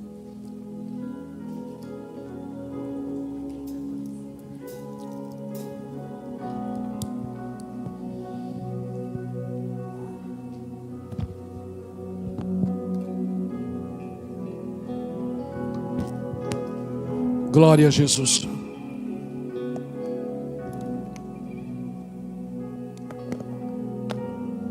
Glória a Jesus. Glória a Jesus. Glória a Jesus. Eu estou muito encorajado para esses dias. Eu não sei tudo que tem que fazer, mas eu quero ser muito tático nesses dias e entender o coração de Deus para me mover a partir de uma palavra dirigida pelo Senhor. Não dá para pegar na mão, não dá para abraçar, mas vamos orar. Amém? Vamos orar. Pai, em nome do Senhor Jesus Cristo, eu oro, Senhor, estendemos as mãos sobre esse auditório, estendemos as mãos sobre essas câmeras e declaramos, Senhor, sobre a vida dos teus filhos, que a tua glória se manifeste sobre eles. Eu declaro, Senhor Deus, que tudo que foi dito aqui hoje crie vida em nosso coração, que tudo que foi dito aqui hoje crie vida dentro do nosso interior. Acenda uma luz, Senhor. Acenda uma luz, como o Senhor disse: enquanto eu estou no mundo, eu sou a luz do mundo. Mas depois o Senhor disse: vós sois a luz do mundo. Senhor, acende uma luz no nosso coração, acende uma luz no nosso interior, Senhor. Acende uma luz no nosso interior, manifesta o teu favor, manifesta a tua unção, manifesta a tua glória sobre nós, cobre-nos com o teu sangue, Senhor. Senhor, traz de volta a paixão, traz de volta, Senhor, o anseio pela tua glória, o anseio pela tua presença. Traz de volta a virtude, traz de volta a glória, traz de volta o favor, Deus.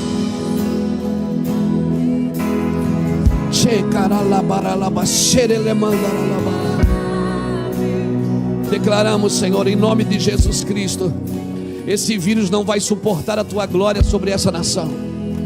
Nós declaramos uma igreja de vanguarda que vai avançar contra esse vírus, que vai avançar contra esta praga, que vai expulsar o espírito de morte. Ó morte, aonde está a tua vitória? Tragada foi a morte pela vitória. Ó morte, onde está o teu aguilhão? Tragada foi a morte pela vitória. Espírito de morte que tem matado os nossos anciões, que tem matado nossos homens, nossas mulheres, nossas crianças. Nós declaramos espírito de morte, recue da nossa nação. Nós ordenamos agora em nome de Jesus Cristo. Declaramos que a morte não tem poder sobre o território nacional, sobre o território continental. Declaramos, Deus, em nome do Senhor Jesus Cristo, que a tua glória se manifeste sobre todos aqueles que estão contaminados com esse vírus, todos aqueles que estão em zona de risco, em grupo de risco. Que saia do nosso meio o medo, que a fé seja estabelecida para a tua glória, em nome de Jesus, amém.